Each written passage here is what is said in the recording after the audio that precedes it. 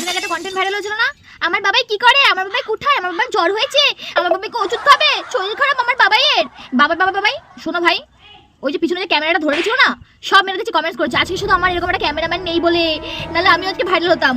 বলছে বুন্ডি, বিয়ে করার সময় বা প্রেম করার সময় কোনো তো স্ট্যান্ডার্ড ছেলেকে খুঁজিস, মানে স্ট্যাবলিশ কোনো ছেলেকে খুঁজিস, তাই না? অ্যাটলিস্ট ক্যামেরাম্যানের না একটা যোগ্যতা থাকা লাগে।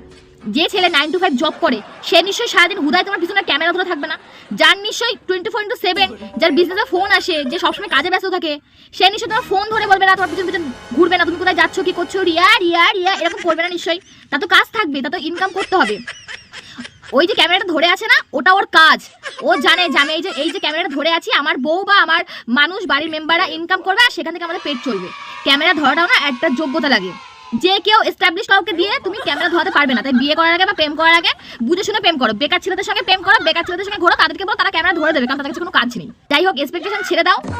যদি ক্যামেরা ধরতে চাও তাহলে কোনো বেকার ছেলের হাত ধরো, বুঝেছো? তারপর দুজন মিলে ঘোরো ফেরো, অ্যাশ মস্তি করো, কন্টেন্ট বানাও, কারণ সে তোমাকে সাপোর্ট করবে।